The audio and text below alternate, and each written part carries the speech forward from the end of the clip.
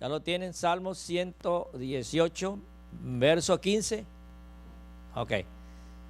Dice así la palabra del Señor. Voz de júbilo y de salvación hay en las tiendas de los justos. La diestra de Jehová hace proeza. La diestra de Jehová es sublime. La diestra de Jehová hace valentías. Hasta ahí la lectura de la santa palabra del Señor. Que Dios añada bendición a su palabra. Todos ustedes pueden sentarse.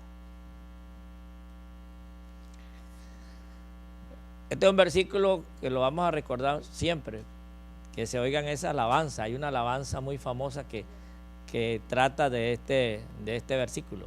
Voz de júbilos y de salvación hay en la tienda de los justos. La diestra de Jehová hace proeza. La diestra de Jehová es sublime. La diestra de Jehová hace valentía. Lo primero que tenemos que saber, ¿cuáles son las tiendas de los justos? Podríamos decir, en vez de tienda, casa o familia. Entonces, ¿cuál serían las familias de los justos? ¿Cuáles serían las casas de los justos? ¿Cuáles son las tiendas de los justos? Más aún, deberíamos saber quiénes son los justos para nosotros saber si estamos ahí o no. ¿De quiénes son los justos? La Biblia lo revela. Y gracias a Dios por el apóstol San Pablo, que nos da una explicación teológica en la carta que él escribió a los romanos.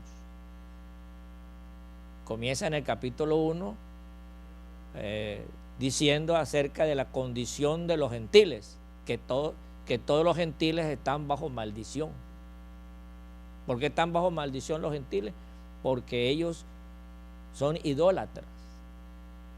Hicieron figuras de hombre, de animal, de cosas, con sus propias manos, utilizando material de la tierra, y después que la terminaron dijeron, este es nuestro Dios. Como hizo el pueblo de Israel en el desierto, ¿se acuerdan? Que hicieron un becerro de oro. Y ellos se atrevieron a hacer una declaración de la tierra hacia el universo, diciendo, este es nuestro Dios que nos sacó de Egipto. ¡Qué barbaridad! Bueno, eso es los gentiles, son unos idólatras. La idolatría viene de muchos años, desde la época de Abraham, que lo sacó de Ur de los Caldeos a una tierra prometida, y lo sacó porque la humanidad estaba completamente en la falsa adoración a los ídolos. Creían todo el mundo en los ídolos. Bueno, hasta el día de hoy eso perdura. Hay gente que cree en ídolos, que se arrodilla ante imágenes de oro, de plata, de yeso, de madera, de papel. Hay gente que se arrodilla. No sé si usted conoce a alguno dentro de sus familiares o amigos, conocidos, compañeros de trabajo, compañeros de estudio, que adoran y se arrodillan y le piden a los ídolos. Cuando sabemos nosotros que los ídolos nada son en este mundo. Tienen ojos y no ven, tienen oídos no oyen, tienen boca no hablan, tienen manos no hacen nada, tienen pies y no caminan. A pesar de eso ha habido gente, y quizás en el futuro seguirán habiendo gente que tengan esa forma de religión, de adorar ídolos. Pero la Biblia nos dice que los gentiles, que por naturaleza o por lo general son idólatras, que tuvieron ese atrevimiento de llamar las cosas creadas por Dios como si fueran dioses, por esa razón los gentiles estaban bajo maldición. Eso lo dice entonces Pablo en el capítulo 1. En el capítulo 2 menciona a los judíos Y eso lo hace porque en el Antiguo Testamento la humanidad se dividía después de Abraham, Isaac y Jacob. La humanidad se dividía entre judíos y gentiles. ¿Ves?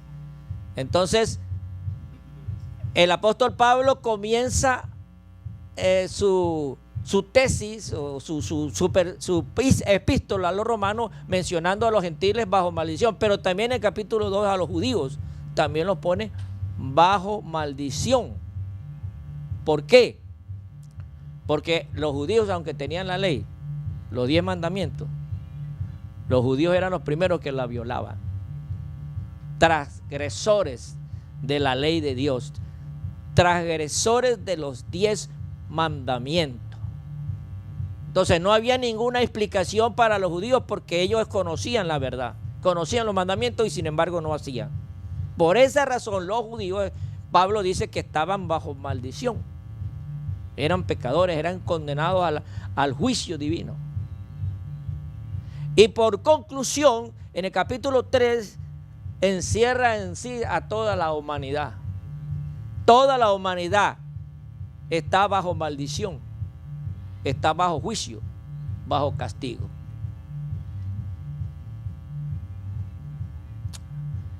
Y él habla de las consecuencias. ¿Por qué todo lo que le pasa a la humanidad por eso?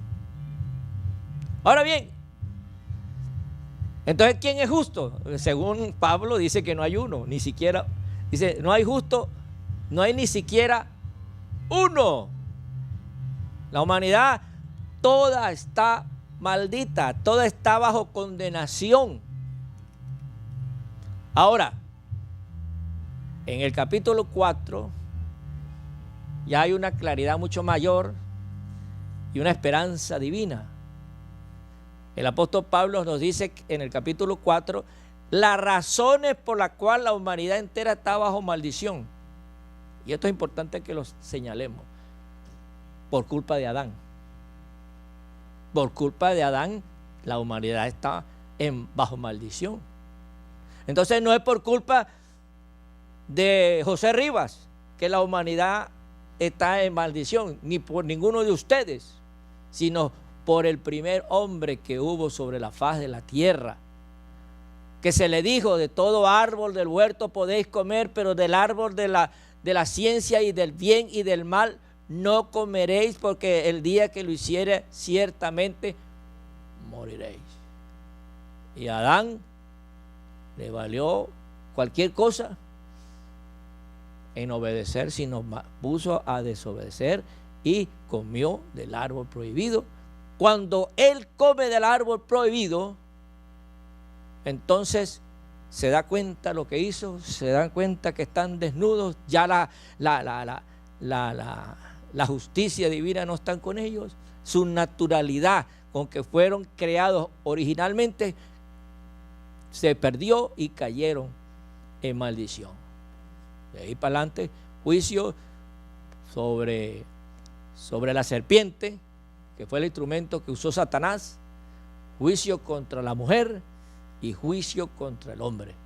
Ahí, en esos juicios, todos los descendientes de Adán y Eva nacen bajo el juicio de maldición, porque hay una ley en nuestro cuerpo que heredamos de ese primer Adán. Y eso se revela en el capítulo 7 del libro de Romanos. Ahí está la ley de la mente y la ley del pecado que está en nuestro cuerpo. Hay una lucha entre el yo ideal y el yo real.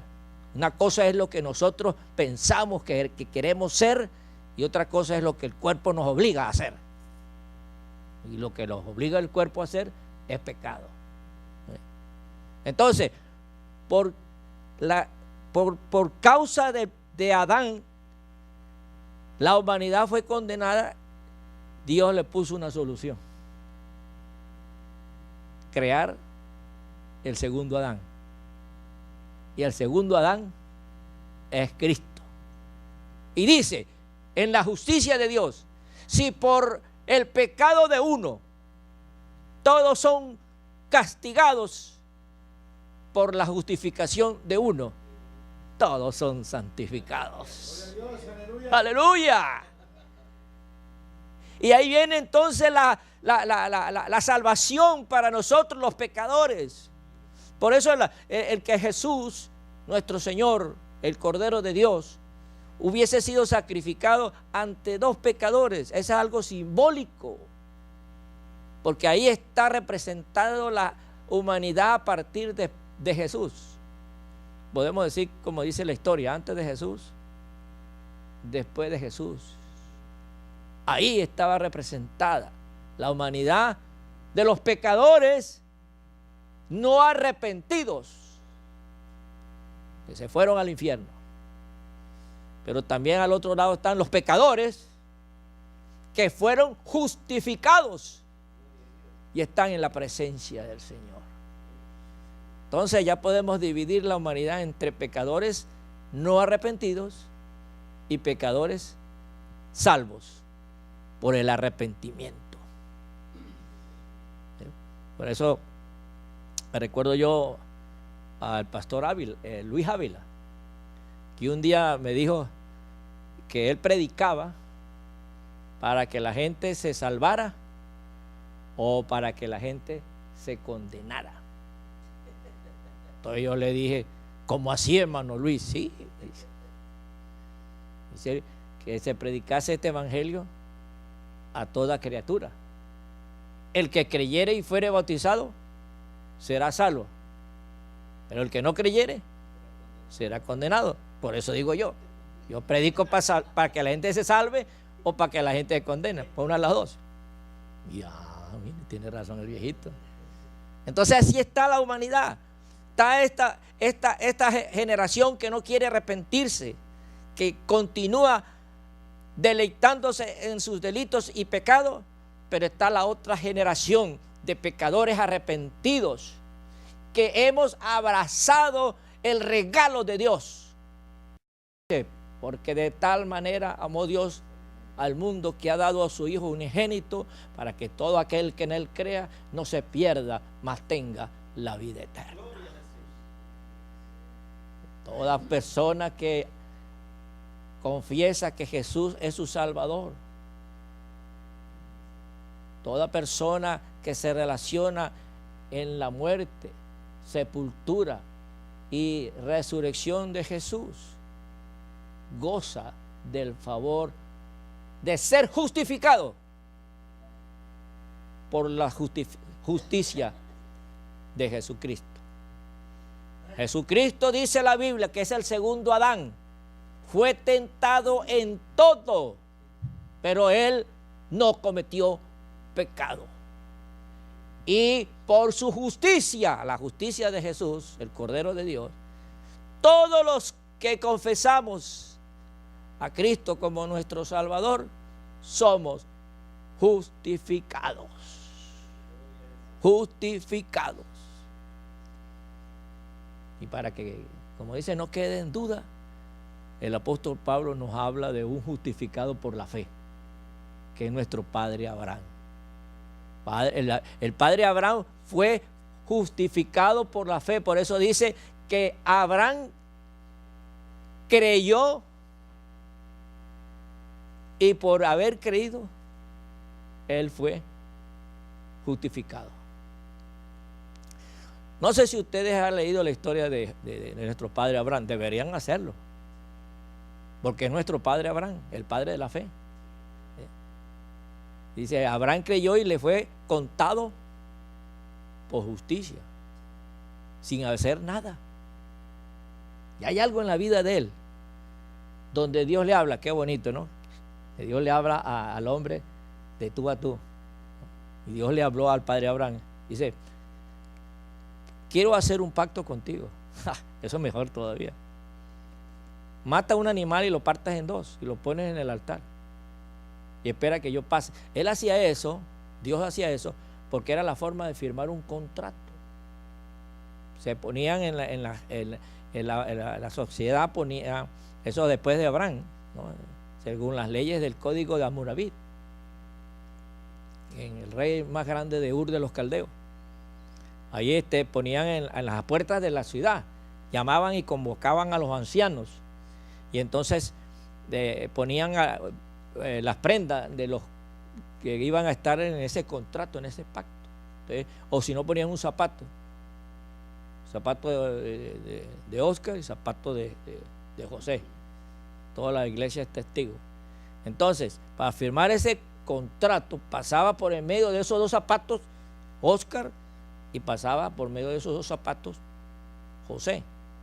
Entonces eso significaba que entre Oscar y José se hizo un contrato en la que él está obligado a cumplir y José también. ¿Sí? Ese es un contrato.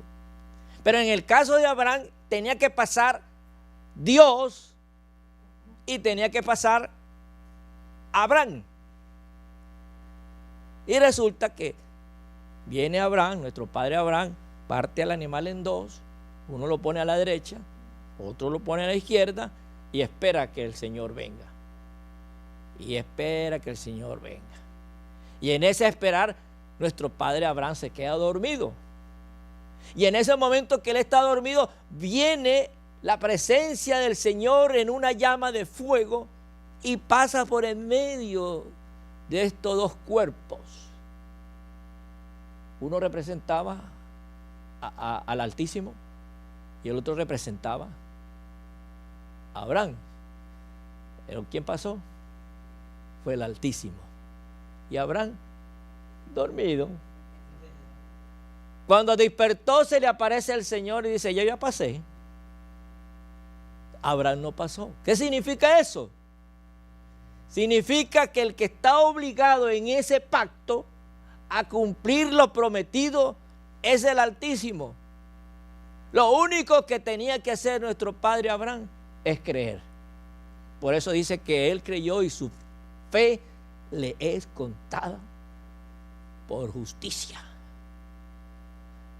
Lo cual significa que nosotros los pecadores, de los cuales nos hemos arrepentido y hemos confesado a Jesús como nuestro único y suficiente Salvador, somos salvos por gracia.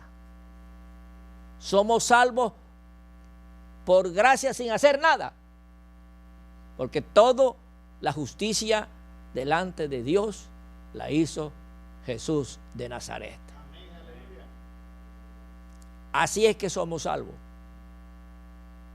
No somos salvos por obras de justicia. La justicia del hombre para Dios son trapos de inmundicia.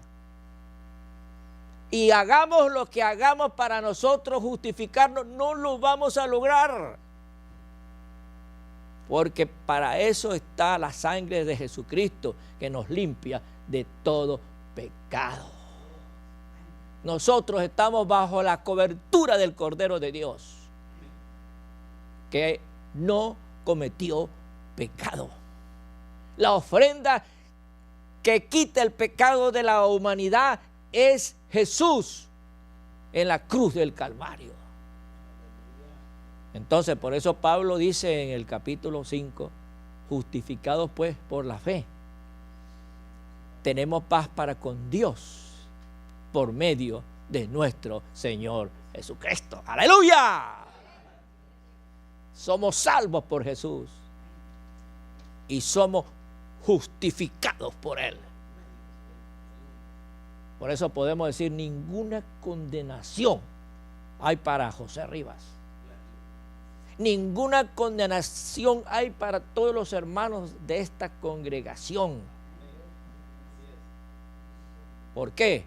Porque nosotros somos justificados por Dios a través de la fe de nuestro Señor Jesucristo. En conclusión, ¿quiénes son los justos? Al que usted está mirando, al que está a su lado, Miguelito. Todos ustedes están justificados, son justos. Y todos los que como nosotros nos hemos puesto la cobertura de la justicia de Jesús, nosotros entonces somos hallados sin culpa delante del Altísimo. Nosotros somos bienaventurados porque somos hallados sin culpa. Y por lo tanto no hay ninguna condenación para los que estamos en Cristo, los que no andamos conforme a la carne, confiando en nuestras obras, sino por medio de la fe en Él. Aleluya. Así que cuando usted el diablo venga a acusarle, porque ¿cómo se llama en la Biblia al diablo? El acusador. Y hay muchas personas que tienen el espíritu del diablo. No, más claro no canta un gallo. Tienen el espíritu del diablo. ¿Por qué? Porque ellos están acostumbrados a acusarnos. A veces nos acusan con razón, porque nosotros le damos pie a que nos acusen, pero a veces nos calumnian y nos acusan a través de calumnia. Sea verdad o sea calumnia, nos acusan. Pero nosotros tenemos que estar claros y decir que nosotros, que somos acusados por el diablo, somos justificados por la justicia de Cristo. Así que nosotros estamos aquí incluidos en esto donde dice la tienda de los justos. La tienda de los justos somos nosotros y nuestra familia. Porque cuando hay una familia donde hay un creyente, ese creyente viene a ser la cobertura del resto de su familia. Por eso Pablo le dijo al carcelero de Filipo: cree en el Señor Jesucristo y serás salvo tú y tu casa. Tu casa va a ser salva. Mientras usted permanezca fiel en esta fe, mientras usted permanezca fiel en esta confianza, en este camino, su familia tiene la promesa de Dios de ser salvo. Y si no se salva ahorita, se salvará mañana. Y si no se salva mañana, se salvará en la recta final. Como se salvó el pecador allá en la cruz del Calvario, que ya estaba allá en las puertas del infierno. Y le dijo: Señor, acuérdate de mí cuando vengas en tu reino. Y el Señor le dijo: de cierto te digo que hoy mismo estarás conmigo en el paraíso. Lo sacó del infierno en los últimos segundos, lo arrebató. Bueno, y el Señor le dio ese privilegio a él. También el Señor le puede dar privilegio a su familiar que está bajo su cobertura, que está al lado suyo. Dios puede en último momento darle salvación a su familia. Por eso usted tiene el deber de mantenerse en este camino, porque usted eres salvo y también los suyos pueden serlo. Alabado sea el Señor. Bendito sea la gloria de Dios. Ahora bien, ¿qué es lo que pasa en la casa de nosotros? Dice: hay voz de júbilo, voz de alegría y de salvación. Amén. Usted ve hoy en día muchos hogares que están haciendo fiestas y parrandas. Y quizás nos tratan como fuera de este mundo. Quizás nos tratan como raros. Estos evangélicos sí son raros. Estos creyentes sí son raros. ¿Ah? Y porque no estamos compartiendo el bochinche con ellos. No estamos tomando cerveza, no estamos tomando licor. Porque esa gente, para ser feliz, tiene que tomar licor y andar en drogados. Y nosotros lo que necesitamos es el Espíritu Santo, que nos da paz y consuelo. Una paz que sobrepasa todo entendimiento. No lo entienden ni los sabios ni los filósofos. Es una paz sobrenatural que nos llega aunque haya el peor momento, el peor dolor en nuestras vidas, llega la paz de Dios. Entonces, esa gente cree, usted a veces se intimida, ay, porque yo no estoy con ellos, me gustaría estar con ellos. Esa es una alegría pasajera. ¿Ah? Jesús le dijo a la mujer samaritana, el que tomare de esa agua volverá a tener sed, pero el que tomare del agua que yo le daré, la alegría que yo le doy, no tendrá sed jamás, porque yo lo que doy es agua de vida eterna. Entonces, voz de júbilo hay en la casa de nosotros, voz de júbilo hay en nosotros. Por eso nosotros te cantamos en cada una de las reuniones. Por eso nosotros cantamos hasta en los velorios.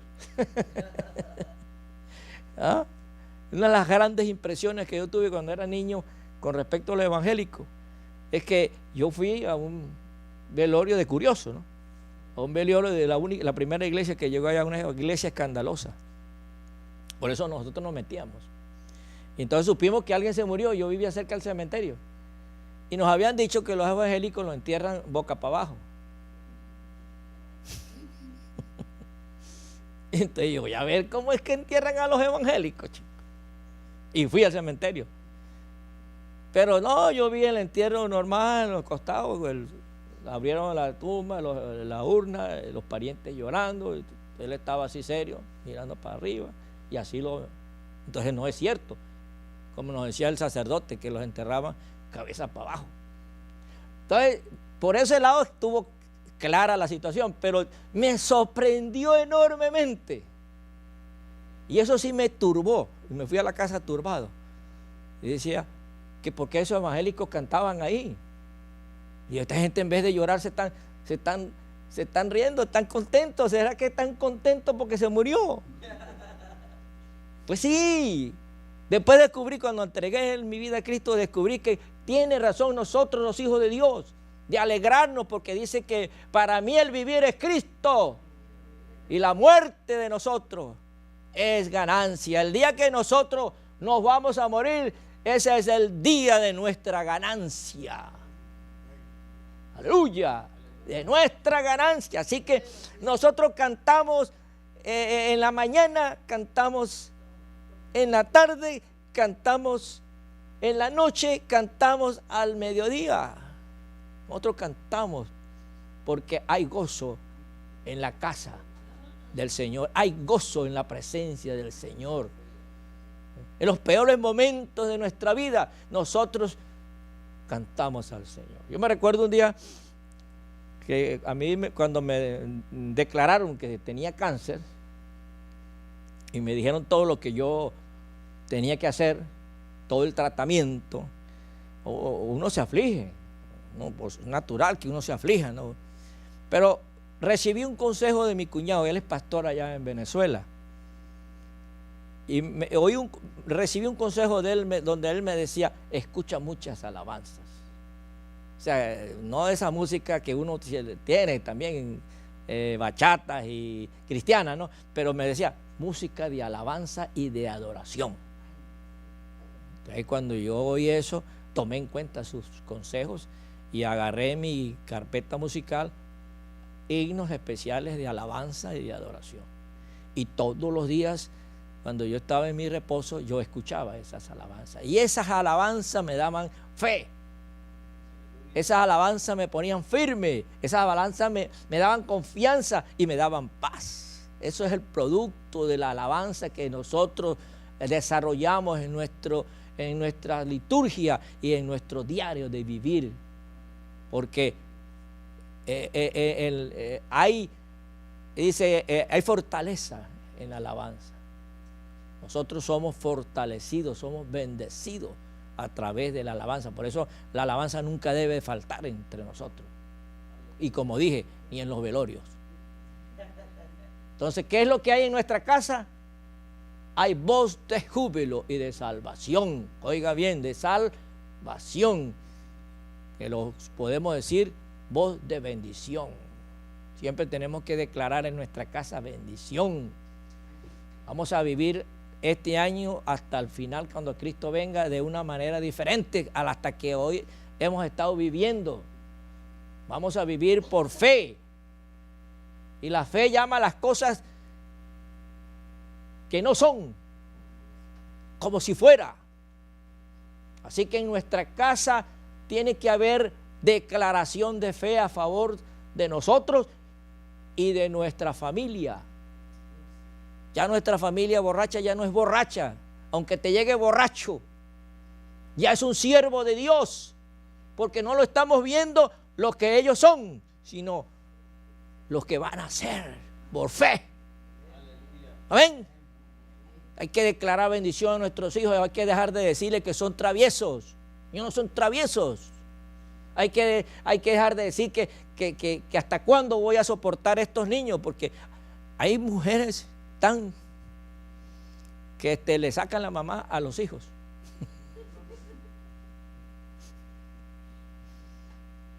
Y hablan de sus hijos, bueno, pues como si fueran los más grandes delincuentes. ¿Y a qué llegan a ser? Los más grandes delincuentes, porque es lo que están declarando maldiciones a su familia, pero nosotros no somos de esos, sino tenemos que declarar salvación a nuestra familia. Próxima vez que llegue uno de sus hijos, llámelo profeta, llámelo pastor, llámelo evangelista, llámelo salmista, llámele un hombre y mujer de fe, de santidad, y declare de su familia lo que usted quiere que ellos sean, no lo que son, porque esa es la fe. Y así vamos a vivir a partir de hoy. Vamos a estar dando declaración de cosas que no son, pero lo vamos a declarar como si fuera. Amén. Ahora seguimos con la segunda parte. Esto que está hasta ahora es la primera parte, porque la última vez me dijeron que el mensaje estaba muy chico. Ahora vamos a darle. Entonces, ¿qué es lo que hay en la casa de los justos? Verso 15, parte 2. Dice, la diestra de Jehová hace proeza. ¿En dónde? En la casa de los justos. ¿Usted sabe lo que es proeza? La parte es una hazaña. Es algo que resalta en las cosas que se han hecho, pastor. Por eso yo tomé este versículo que usted nos dio para mí, porque venía con este mensaje, si me daban chance. Es una hazaña lo que viene delante de nosotros. A partir de ahora, en mi casa, en mi vida, son proezas, son grandezas, son hazañas. Se acabó ya lo chiquitico, se acabó lo pequeño, se acabó lo insignificante. Nos esperan cosas grandes. Y esto no es para dar, como dicen los profetas que siempre nos dicen, las glorias de futuras serán. No. Esto es algo que está escrito en el reino de los cielos a favor de nosotros que estamos en este lugar. Son proezas la que va a desarrollarse en nuestras vidas y en nuestra familia. Proezas, grandezas. Así que ya no vamos a decir, como algunos dicen, mi Diosito. ¿De dónde sacan eso?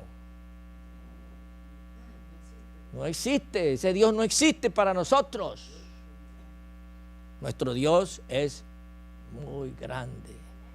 Y su brazo, que es su poder, su brazo es su poder, hace grandezas en la casa de los justos.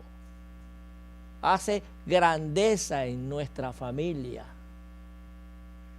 En nuestra familia, el Señor está profetizando que va a estar realizando hazañas que nosotros mismos nos vamos a quedar asombrados. Nuestra familia se va a quedar asombrada, porque lo que vamos a ver son cosas sobrenatural, cosas grandes y poderosas. Por eso la Biblia nos dice, en su nombre haremos proeza, haremos cosas grandes, cosas nunca vistas, sin precedentes en nuestras vidas. Está profetizado para usted y para mí. Y esto no es de nosotros, ¿eh? No es porque usted se graduó, o no es porque usted se ganó la lotería, no es porque usted es simpático, no es porque usted tiene miles de miembros en la iglesia, no. No es por eso, es por el brazo poderoso de Jehová. Es el brazo del Señor que hace proeza en la casa de los justos. Por eso dice la Biblia que no es con espada ni es con ejército, mas con su Santo Espíritu. Las cosas que ha sucedido en su casa no ha sucedido por usted, sino ha sucedido por el brazo poderoso del Altísimo, el Dios de Abraham, de Isaac, de Jacob, de Israel y el de nosotros. Él es el que hace las grandezas, Él es el que hace la proeza. Su brazo poderoso es sublime. Segunda parte de el brazo, la diestra de Jehová es sublime. ¿Sabe lo que significa sublime? ¿Ah? ¿Te han oído esa canción que dice: sublime gracia del Señor? ¿Por qué? Porque es lo máximo de Dios. La diestra de Jehová es sublime, es lo más grande que existe en el universo. Si alguien quiere tener una idea de eso, esta noche mire al cielo. Mire al cielo y solamente mirando al cielo usted va a ver un dedo de Dios. La mano es mucho más allá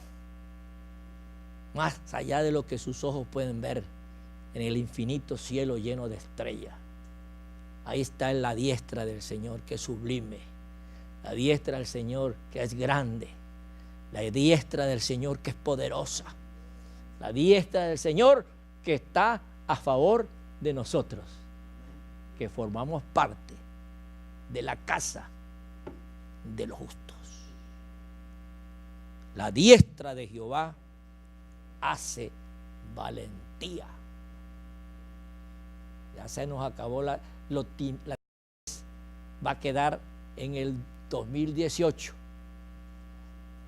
porque por timidez no avanzamos, por timidez no damos un paso al frente, no nos arriesgamos a cosas grandes, porque estamos acomplejados, porque nos sentimos achicopalados.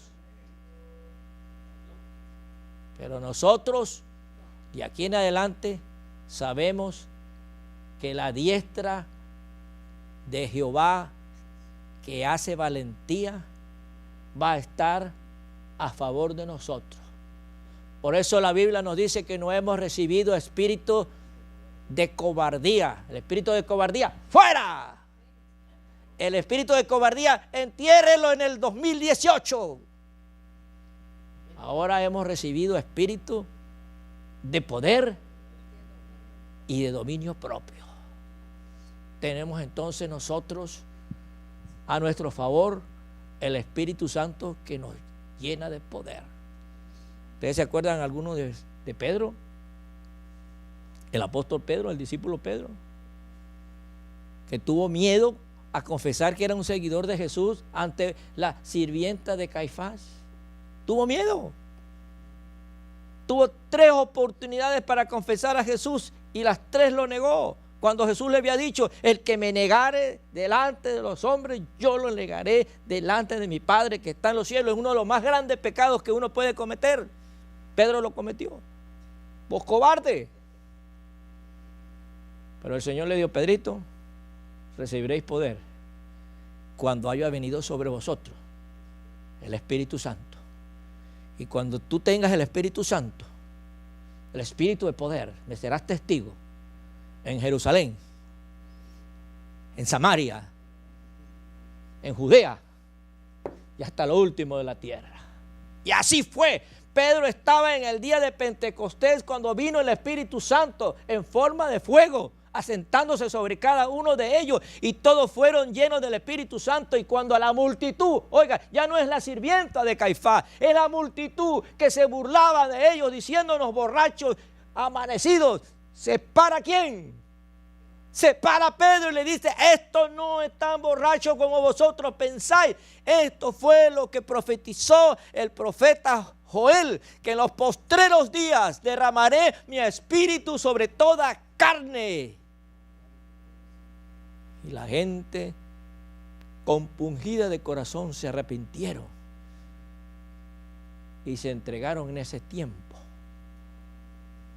Como 3,000 personas, sin contar las mujeres y los niños. Esto es lo que hace la diestra del Señor. Hace al cobarde valiente. Por eso la Biblia dice: diga el débil, fuerte soy. Porque no es con espada ni con ejército que nosotros vamos a luchar contra el enemigo. No es contra espada ni ejército que nosotros vamos a hacer proeza. Es con la diestra del Señor que está a favor de nosotros. No lo dude. No lo dude que la diestra del Señor está con usted. No lo dude que la diestra del Señor está con nosotros. Y si Dios con nosotros, ¿quién contra nosotros? Por eso yo digo, en el nombre de Jesús, nosotros tenemos la facultad de hacer proezas, grandezas, hazañas. Pronto ustedes tendrán una convocación por parte del pastor. Pero esto no es para que usted siga la rutina. Esto no es para que las cosas continúen igual. Son cambios que vienen. Cambios para bien. Cambio para cosas grandes. Y no se lo digo yo porque soy profeta, sino porque están en la palabra del Señor. Solamente repito lo que está en la Biblia. Y la Biblia nos enseña que en la casa de los justos está la diestra de Jehová que hace proeza. La diestra de Jehová que es sublime.